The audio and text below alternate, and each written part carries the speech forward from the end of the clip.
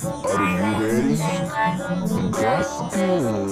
Assalamualaikum warahmatullahi wabarakatuh. Ya, baik, kembali lagi bersama saya Imam Nur Hakim ya. Pada kesempatan kali ini saya akan menjelaskan mengenai surat-surat dalam perpajakan. Baik, tanpa berbasa-basi lama, langsung saja ke materi pokoknya. Nah, untuk surat yang pertama ini adalah SPT ya, yaitu surat pemberitahuan. Nah, surat pemberitahuan itu surat yang oleh wajib pajak digunakan untuk melaporkan perhitungan dan pembayaran pajak objek pajak dan atau bukan objek pajak dan atau harta dan kewajiban sesuai dengan peraturan perundang-undangan pajak ya. Nah, fungsi pajak itu sendiri fungsi SPT ini berfungsi sebagai ditunjukkan kepada tiga subjek ya. Yang pertama wajib pajak, yang kedua itu pengusaha kena pajak, dan yang ketiga adalah pemungut atau pemotong pajak. Nah, selanjutnya ini ada bentuk-bentuk SPT ya. Bentuk-bentuk SPT ini terbagi menjadi dua, yaitu dilihat berdasarkan fisiknya itu terbagi dua juga, yaitu formulir kertas dan SPT. Nah, seperti itu. Selanjutnya ada dilihat dari periode pelaporannya ya. Nah, jika dilihat dari periode pelaporannya, surat pemberitahuan tahunan, dan yang kedua itu ada surat pemberitahuan masa. Nah, surat pemberitahuan tahunan ini adalah surat pemberitahuan untuk suatu tahun pajak bagian tahun pajak. Nah, surat ini oleh wajib pajak digunakan untuk melaporkan perhitungan dan pembayaran pajak terutang. Seperti itu. Nah, di dalam SPT tahunan ini terdapat atau terbagi menjadi beberapa formulir ya. Yang pertama ini berdasarkan ini ya, ini berdasarkan wajib pajak yang melaporkannya ya.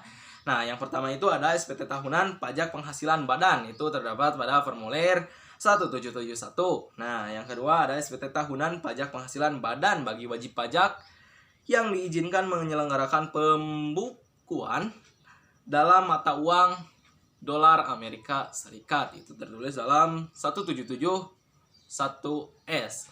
Nah, yang ketiga itu ada SPT tahunan pajak penghasilan orang pribadi ya. Ini terdapat pada formulir 1770 ya. Yang keempat itu ada SPT tahunan pajak penghasilan orang pribadi sederhana, itu tertulis pada 1770S. Dan yang kelima ini yang terakhir dari beberapa formulir dari SPT tahunan itu SPT tahun pajak orang pribadi sangat sederhana, itu dalam formulir 1770SS. Nah, baik. Yang selanjutnya itu ada SPT masa. Nah, SPT masa sendiri itu adalah SPT untuk suatu masa pajak. Nah, terbagi dalam beberapa formulir. Yang pertama itu SPT masa pajak penghasilan pasal 21 dan 26. Ini dalam formulir 1721. Nah, seperti itu. Yang kedua ada SPT masa pajak penghasilan pasal 22. Yang ketiga ada SPT masa pajak penghasilan pasal 23 dan 26. Yang keempat ada SPT masa pajak penghasilan pasal 15. Terus ada SPT masa pajak penghasilan pasal 4 ayat 2. Dan yang selanjutnya ada SPT masa pajak pertambahan nilai, itu dalam formulir 111 atau 1111. Nah, itu. Yang selanjutnya ada SPT masa pajak penghasilan pertambahan nilai bagi pemungut. Terus SPT masa pajak pertambahan nilai bagi PKP, pedagang eceran. Dan yang selanjutnya ada SPT masa pajak penjualan atas barang mewah. Dan yang terakhir itu ada SPT masa pajak penghasilan wajib pajak badan. Nah, seperti itu. Nah, isi dari SPT sendiri Itu adalah yang pertama, yang pasti itu adalah jumlah pajak yang sebenarnya terutang. Nah, yang kedua itu adalah jumlah pajak jumlah pembayaran atau pelunasan yang dibayar sedikit maupun melalui pihak lain, baik itu pemungut atau pemotong. Nah, yang terakhir isi dari SPT tersebut yaitu jumlah pajak yang masih harus dibayar atau atas kekurangan dan atau jumlah pajak yang lebih dibayar. Seperti itu. Selanjutnya ini ada syarat-syarat pengisian SPT ya. Yang pertama tentu saja dalam mengisi SPT itu yang pertama itu harus benar ya. Yang kedua itu jelas dan yang ketiga itu harus lengkap. Nah, baik. Setelah itu ada tata cara menyelesaikan SPT. Wajib pajak dapat menyampaikan SPT tahunan dengan cara yang pertama datang langsung ke KPP atau yang kedua itu bisa datang melalui pos atau yang ketiga itu melalui jasa ekspedisi dan yang terakhir bisa melalui saluran tertentu misalnya e-filing. Nah, seperti itu laman Direktorat Jenderal Pajak. Nah, ini selanjutnya itu ada batas waktu ya, batas waktu dan perpanjangan penyampaian SPT. Ini ada 3. Yang pertama untuk SPT masa paling lama itu 20 hari setelah akhir masa pajak. Nah, sedangkan untuk SPT PPH wajib pajak orang pribadi paling lama itu 3 bulan setelah akhir tahun pajak. Dan yang ketiga itu bagi SPT PPH wajib pajak badan paling lama itu 4 bulan setelah akhir tahun pajak. Nah, yang selanjutnya ini adalah sanksi ya. Sanksi keterlambatan dan tidak menyampaikan SPT. Nah, SPT masa lainnya itu Rp100.000 dan SPT tahunan PPH orang pribadi itu sebesar Rp100.000 dan SPT tahunan PPH badan itu sebesar Rp1.000.000 dan SPT tahunan PPN sebesar Rp500.000. Nah, yang terakhir dari pembahasan SPT ini adalah pembetulan SPT. Nah, pembetulan SPT yang disampaikan oleh wajib pajak mungkin saja menyebabkan pajak yang harus dibayar menjadi bertambah. Mengapa seperti itu? Sehingga WP harus membayar kekurangan pembayaran. Nah, pajak sebelum menyampaikan SPT pembetulan. Nah, sebelum membayar harus membayar terlebih dahulu kekurangannya sebelum menyampaikan SPT pembetulan. Seperti itu ya. Atas kondisi tersebut terhadap wajib pajak dikenakan sanksi administrasi. Nah, sanksi administrasinya ini sebesar 2% per bulan. Nah, sejumlah pajak yang kurang bayar. Oke, baik. Yang selanjutnya ini adalah surat yang kedua, yaitu surat setoran pajak ya. Nah, menurut Undang-Undang KUP nomor 28 tahun 2007, surat setoran pajak adalah bukti pembayaran atau penyetoran yang telah dilakukan dengan menggunakan formulir atau telah melakukan dengan cara lain ke kas negara melalui tempat pembayaran yang ditunjuk oleh Menteri Keuangan.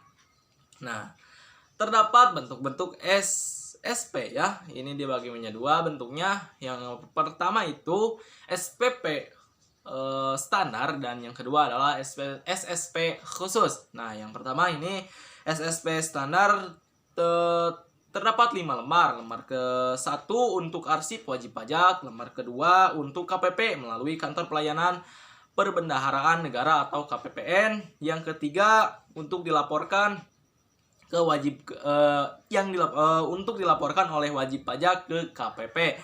Nah, yang lembar keempat untuk arsip kantor penerima pembayaran dan yang kelima itu ada lembar untuk arsip wajib pajak atau pihak lain sesuai dengan ketentuan perundang-undangan perpajakan yang berlaku. Nah, seperti itu. Untuk SSP khusus, ini dicetak ketika pada suatu transaksi pembayaran atau penyetoran pajak sebanyak 2 lembar yang berfungsi sama dengan lembar ke-1 dan ke-3 SSP standar. Nah, yang kedua itu terpisah sebanyak 1 lembar yang berfungsi sama dengan lembar kedua SSP standar untuk diteruskan ke KPPN sebagai lampiran daftar nominatif penerimaan atau DNP. Baik, selanjutnya ini ada surat setoran pajak, cukai, dan pajak dalam rangka impor atau SSPCP. Nah, ini terdapat 8 rangkap ya. Lembar ke-1A untuk KPBC melalui penyetor, lembar ke-1B untuk penyetor, lembar ke-2A untuk KPBC melalui KPPN, lembar ke-2B dan lembar ke-2C untuk KPP melalui KPPN. Nah, lembar ke-3A dan ke-3B untuk KPP melalui penyetor. Lembar ke-4 untuk Bank Devisa Persepsi, Bank Persepsi atau PT Pos Indonesia.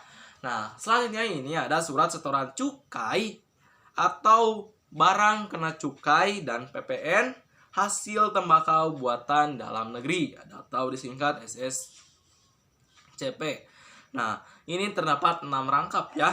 Yang lembar ke-1A untuk KPBC melalui penyetor, lembar ke-2A untuk KPBC melalui KPPN, lembar ke-2A untuk KPP melalui KPPN, terus lembar ke-3 untuk KPP melalui penyetor, dan yang terakhir lembar ke-4 itu untuk Bank Persepsi, seperti itu. Nah, sebelum kita lanjut ke surat yang ketiga atau surat yang terakhir, alangkah baiknya kita minum kopi terlebih dahulu. Ya, baik, mantap. Selanjutnya ini ada surat ketetapan pajak atau SKP ya. Nah, SKP sendiri yaitu surat keterangan ya, yang meliputi SKP kurang bayar, SKP kurang bayar tambahan, SKP nihil, dan SKP lebih bayar. Nah, SKP sendiri berfungsi yang pertama itu sebagai sarana untuk melakukan koreksi fisikal terhadap wajib pajak tertentu ya. Yang kedua itu berdasarkan wajib pajak tertentu berdasarkan hasil pemeriksaan. Yang ketiga, sarana untuk mengenalkan sanksi administrasi perpajakan. Yang keempat, sarana administrasi untuk melakukan penagihan. Dan yang kelima, sarana untuk mengembalikan kelebihan pajak dalam hal lebih bayar. Nah, seperti itu. Ada sarana untuk memberitahukan jumlah pajak yang terhutang. Nah, terus bentuk-bentuk surat ketetapan pajak. Nah, bentuk-bentuk ketetapan pajak ini yang pertama itu ada SKP kurang bayar atau SKPKB. Yang kedua ada surat keterangan ketetapan pajak kurang bayar tambahan atau SKPKBI, SKPKBT. Terus yang ketiga ada SKP lebih bayar atau SKPLB. Terus ada SKP nihil atau SKPN. Nah, seperti itu. SKPKB atau SKP yang menentukan besarnya jumlah pokok pajak, jumlah kredit pajak, jumlah kekurangan pembayaran pokok pajak, besarnya sanksi administrasi, dan jumlah yang masih harus dibayar. Fungsi SKPPKB ini yang pertama itu sebagai koreksi atas jumlah pajak yang terhutang. Nah, yang kedua itu sebagai alat atau sarana untuk mengenakan sanksi. Nah, yang ketiga, sebagai alat atas saran atau sarana untuk menagih pajak, seperti itu. Yang selanjutnya ada SKPKBT. SKP yang menentukan tambahan atas jumlah pajak yang telah ditetapkan. Nah, ini berfungsi sebagai alat untuk mengoreksi KP sebelumnya ya, ketetapan pajak sebelumnya. Yang kedua itu sebagai alat atau sarana untuk menagih pajak, sebagai alat atau sarana untuk menggunakan sanksi, seperti itu. Yang selanjutnya ada SKPLB.